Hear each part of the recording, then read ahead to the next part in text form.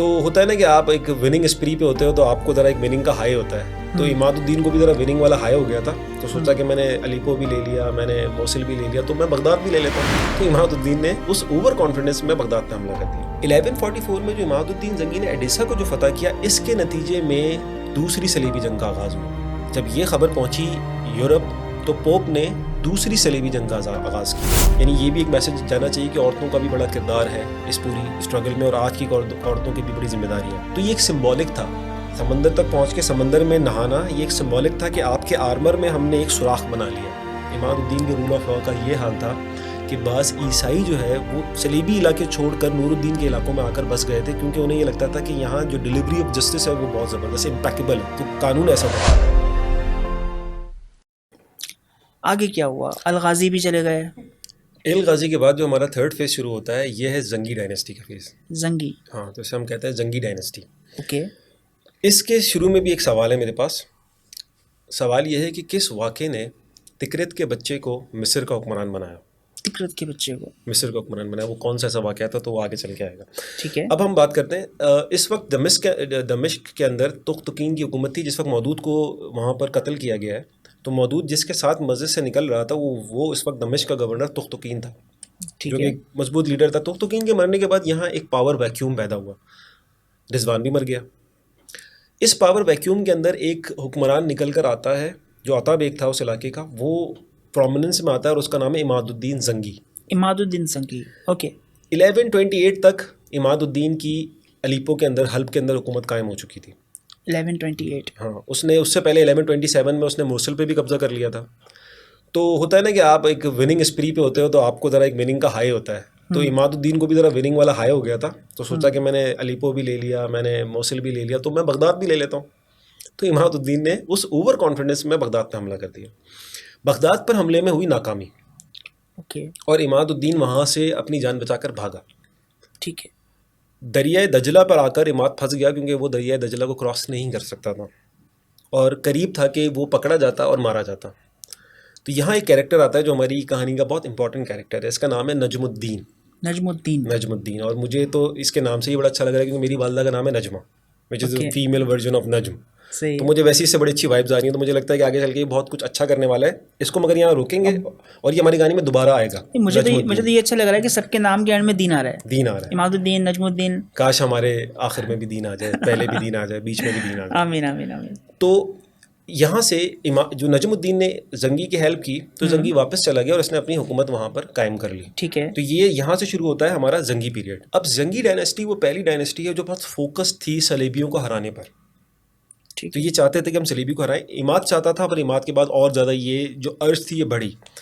तो इमाद ने कई जगह सलीबियों को एंगेज किया।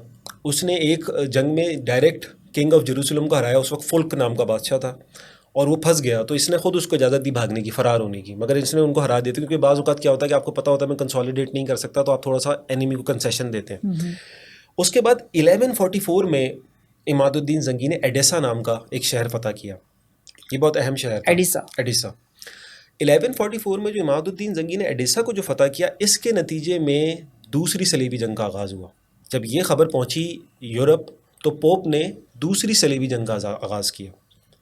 तो ये कहा जाता है कि जो इमादुद्दीन जंगी का ये स्टेप था, इससे मुसलमानों में जिहाद शुरू हुआ, यानी फॉर्मल जिहाद अगेंस्ट सलेबी। अभी तक तो जंगें चल रही थी, किसी एक एम्पायर ने जंग कर ली, किसी दूसरे ने कर ली, किसी एक बादशाह ने, किसी एक शहजादे ने। इमादुद्दीन जंगी के एडेसा वाले हमले से और सेकंड क्रूसेड शुरू होने से बाकायदा जिहाद की शुरुआत हुई। 1145 में इमादुद्दीन जंगी को उसके ग़ुलाम ने असैसिनेट कर दिया। फिर ग़ुलाम ने? हाँ, ये असैसिनेशंस तो बादशाहों में चलती रहती हैं। ऐसा नहीं हो कि इस शो के बाद मैं आपको या आप मुझे कुछ कर दें। असल में इमादुद्दीन ने उसको डांट दिया था, क्योंकि इमादुद्दीन ने उसको, वो ग़ुलाम था, फ्रैंकिश ग़ुलाम था वो, ठीक है, उसको अपने कप से जो है शराब पीते हुए देख लिया था। तो इमादुद्दीन ने उसे डांटा और फिर उसने बदले में इसको असैसिनेट कर दिया। बड़ा ख़तरनाक बदला लिया भाई। इसके बाद हुकूमत में, अच्छा, 2 बेटे थे इसके, तो उन्होंने एम्पायर को बांट लिया और हल्ब में हुकूमत आई नूरुद्दीन जंगी की। नूरुद्दीन जंगी की the most important character in this story. Nooruddin वो पहला बादशाह था। 1099 से लेकर अब तक ये पहला बादशाह आया था जिसने सबसे पहले ये डॉक्ट्रिन दी कि सलीबियों से जंग करने के लिए हमें मुसलमानों में इत्तेहाद कायम करना हो। तो अभी तक ये काम इससे पहले किसी ने नहीं सोचा था। जो इतनी ऑब्वियस बात है वो किसी के दिमाग में नहीं आई थी। नूरुद्दीन वो पहला बंदा था जिसने ये सोचा कि हम मुसलमानों में जो है वो इत्तेहाद कायम करेंगे, मगर साथ में आपको एक हुकूमत भी चाहिए जो पावरफुल है। अब इसकी हुकूमत सिर्फ हलब में है, तो आपको अपनी हुकूमत को एक्सपेंड करना है, क्योंकि सामने वाले भी बहुत पावरफुल है और सारे मिल के लड़ते हैं, सारे किंगडम्स जो हैं वो सलेबियों के मिल के लड़ते हैं।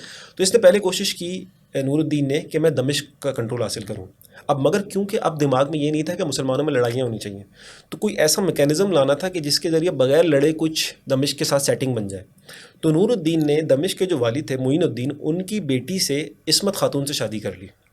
पूरा नाम था इस्मत उद्दीन खातून, इस्मत खातून से शादी कर ली। ये इस्मत खातून भी एक इंतहाई अहम कैरेक्टर है। जैसे हमारी पहले अमीना खातून थी, उन्होंने एक टाइट चेंज की, तो औरतों का यानी ये भी एक मैसेज जाना चाहिए कि औरतों का भी बड़ा किरदार है इस पूरी स्ट्रगल में, और आज की औरतों की भी बड़ी जिम्मेदारी हैं। तो इस्मत खातून से शादी करने के बाद काइंड ऑफ ये हुआ कि दमिश्क की हुकूमत तो नहीं मिली, मगर दमिश्क के साथ एक अलाइंस बन गया। जब ये अलाइंस बन गया तो अब नूरुद्दीन के पास ये मौका था कि वो सही तरीके से फोकस करे सलीबियों के ख़िलाफ़ जंग करने पे, और इसकी ये फिर फतूहात करता चला गया। करते करते ये समंदर तक पहुंच गया। समंदर में पहुंच गया क्योंकि आप समझें कि उस वक्त जो सलीबी थे ना, ये जो आज अगर हम नक्शा देखते हैं फ़लस्तीन का और इजराइल का, तो ये समंदर के साथ है पूरा। तो उस वक्त भी सलीबियों ने ये पूरा समंदर ब्लॉक कर दिया था, तो सल्जूक जो है वो समंदर तक नहीं पहुंच सक रहे थे अपने आखिरी दौर में। तो यही जंगियों के साथ भी था। तो ये एक सिम्बॉलिक था, समंदर तक पहुँच के समंदर में नहाना, ये एक सिम्बॉलिक था कि आपके आर्मर में हमने एक सुराख बना लिया, हमने उसमें एक रास्ता निकाल लिया और अब हम इसे पूरी तरीके से क्रश कर देंगे। एक सिम्बॉलिक उसने काम किया। इसके बाद ये मज़ीद इसकी जंगें होती रहीं, मगर इसको ये लग रहा था कि यार मैं स्टिल एक शहर या दो शहर का हुक्मरान हूँ, मुझे अपनी पावर को कंसोलिडेट करना है। और मुसलमानों को अब तक समझ में आ गया था कि नूरुद्दीन वो बंदा है जो हमें बैतुल मुक़द्दस दिलवा सकता है। तो ख़ुद दमिश्क के लोगों ने मुइनुद्दीन के ख़िलाफ़ रिवॉल्ट किया, क्योंकि मुइनुद्दीन ने भी अब तक जिसकी बेटी से शादी की हुई थी नूरुद्दीन ने, मुइनुद्दीन भी काफ़ी कमज़ोर हो चुका था और उसने भी खराज देना शुरू कर दिया था सलीबियों को। ठीक है, तो उसकी अपनी पब्लिक ने उसके खिलाफ रिवॉल्ट किया कि नूरुद्दीन जंगी से एफिलिएशन के बाद भी वो खराज देता था, क्योंकि शहर का इस वक्त हुक्मरान वही था। ठीक है, तो नूरुद्दीन जंगी यहाँ पर आया, पॉपुलर सपोर्ट से लोगों ने खुद मुइनुद्दीन को हटाया और नूरुद्दीन को अपना हुक्मरान बना लिया। तो यहाँ से हमें आवाम का भी रोल समझ में आता है कि अगर आवाम भी देखे कि कौन से हुक्मरान ऐसे हैं जो हमारा पर्पस सर्व कर सकते हैं, तो उन्हें अहमियत देनी चाहिए। और हुक्मरान को भी ये देखना होगा कि अगर मैं परफॉर्मेंस दिखाऊंगा तो लोग मुझे रिस्पॉन्ड करेंगे। मगर एक और चीज़ इधर समझने की है, वो बहुत इंपॉर्टेंट है। नूरुद्दीन ने जब कंट्रोल संभाला दमिश्क का, तो फौरी तौर पे बैतुल मुक़द्दस पे हमला ना करने का फ़ैसला किया, क्योंकि तैयारी पूरी नहीं थी। ना सिर्फ ये, बल्कि जो खराज दे रहे थे सलेबियों को, वो भी जारी रखा कुछ साल तक। नूरुद्दीन जंगी ने भी सलेबियों को खराज दिया। ये स्ट्रेटजी थी, ये स्ट्रेटजी थी। अब देखें, हम रिजवान के खराज देने में और नूरुद्दीन के खराज देने में फ़र्क क्या है। रिजवान अपनी ज़ात के लिए दे रहा था, रिजवान अपने आप को बचा रहा था, सिक्योर कर रहा था अपने आप। नूरुद्दीन का मतमा नज़र ये था कि मैंने अब ये नूरुद्दीन के अंडर टाइम गेन करना। पहली बार सीरिया कंसोलिडेट हो गया था, एक हुक्मरान के नीचे पूरा सीरिया आ गया। ठीक है, अब जब ये पूरा सीरिया एक हुक्मरान के नीचे आ गया, तो अब उसने पहले इसका इंफ्रास्ट्रक्चर बनाना है, इसको मजबूत करना है, तब आप जंग कर सकते हो। तो फौरी तौर पे जो हमारे यहाँ एक रिएक्शनिज्म होता है कि अगर अभी कोई वाक़या हुआ तो हमें अभी फौरी तौर पे रिएक्शन देना चाहिए, तो ये भी लॉन्ग टर्म स्ट्रेटजी का हिस्सा नहीं होता। आपने बहुत सोच समझ के कोल्ड ब्लडेड डिसीजंस लेने होते हैं। तो इमादुद्दीन ने अपनी इस हुकूमत में किया क्या? सबसे पहले तो रूल ऑफ लॉ इस्टेब्लिश किया। इमादुद्दीन के रूल ऑफ लॉ का ये हाल था कि बाज़ ईसाई जो है वो सलीबी इलाके छोड़कर नूरुद्दीन के इलाकों में आकर बस गए थे, क्योंकि उन्हें ये लगता था कि यहाँ जो डिलीवरी ऑफ जस्टिस है वो बहुत ज़बरदस्त इम्पैकेबल है। तो कानून ऐसा था।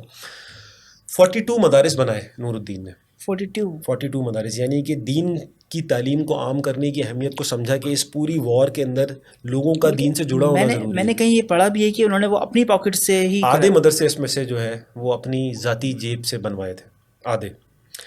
इसके अलावा दरस हदीस में बहुत नूरुद्दीन जंगी को इंटरेस्ट था। इतना इंटरेस्ट था कि नूरुद्दीन के पास हदीस की सनद भी फिर फाइनली आ गई थी। उसने इतने हदीस के हल्के अटेंड किए थे कि उसके पास हदीस की सनद भी थी।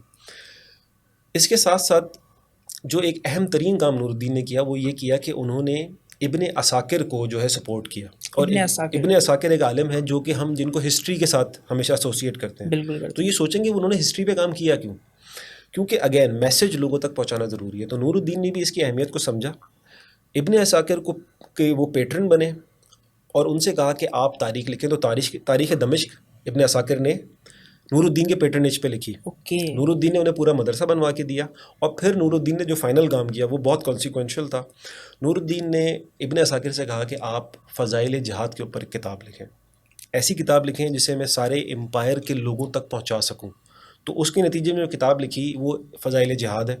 40 हदीसों को इब्न असाकिर ने जमा किया और इस अंदाज में लिखा कि वो दरसी किताब है, यानी आप मस्जिदों में खड़े होकर उससे दर्स दे सकते हैं, कहानी लग रही है। ताकि लोगों तक ये पैगाम मैं पहुंचे। ये कह रहा हूँ, ये कहानी लग रही है कि एक हुक्मरान जो है वो एक आलिम दीन से जहाद पर किताब लिखने को कह रहा है और वो इसलिए लिखवा रहा है कि फ्यूचर जनरेशंस इससे सबक हासिल करें। बिल्कुल। तो आज तो वो जहाद की किताब जो लिखी हुई है कोई वो पढ़ के भी सुनाने को तैयार नहीं है।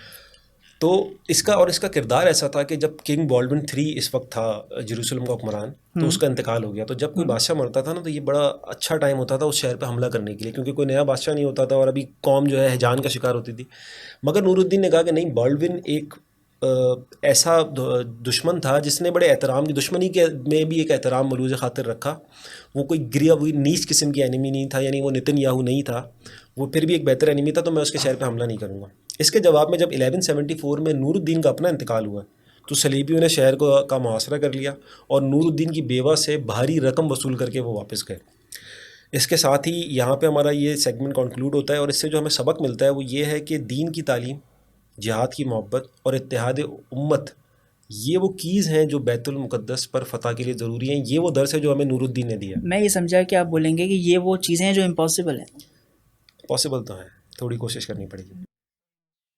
तो वो कनेक्शन बन गया जिसके ज़रिए सलाहुद्दीन पहले शाम पहुँचेगा और शाम से मिस्र पहुँचेगा और मिस्र से बैतुल मुक़द्दस पहुँचेगा। तो अल्लाह के काम कैसे होते हैं? सलाहुद्दीन का जो बचपन है ना, ये वो टाइम है जिस वक्त शेख अब्दुल कादिर जिलानी बगदाद में ज़िंदा है, हयात है, इस वक्त अपनी तालीमात का प्रचार कर रहे हैं। और ये वो टाइम है जब सलाहुद्दीन की अभी अपब्रिंगिंग हो रही है, वो एक स्टूडेंट है। ज़िया उल हक मेरे जूते भी उठा लेता, तो मैं इसको अगर मैं आर्मी चीफ लगाऊंगा तो ये मेरे खिलाफ कुछ नहीं करेगा। होता उल्टा है। अब तक इन लोगों ने इतनी आग मुस्लिम एम्पायर में लगा दी थी, इतना जज्बा पैदा कर दिया था कि अब जो बच्चे हैं वो इस सोच के साथ बड़े हो रहे हैं कि हमें बैतुल मुक़द्दस हासिल करना है। तो समझें आपको, ये इसीलिए हम इसको स्टडी कर रहे हैं कि ये माहौल जब तक नहीं बनेगा तो काम नहीं बनेगा, तो हमें पहले ये माहौल बनाना। तो इसने उनसे कहा कि बुलाओ अपने नबी को, जाओ और अपने नबी को बुलाओ कि वो तुम्हारी मदद के लिए आए, ठीक है, अगर तुम सच्चे हो। जब रैनल ऑफ शैटियों पहुंचा सलाहुद्दीन के सामने, तो सलाहुद्दीन ने कहा कि तुमने कहा था मुसलमानों से कि बुलाओ अपने नबी को, तो नबी का गुलाम तुम्हारे सामने आ चुका।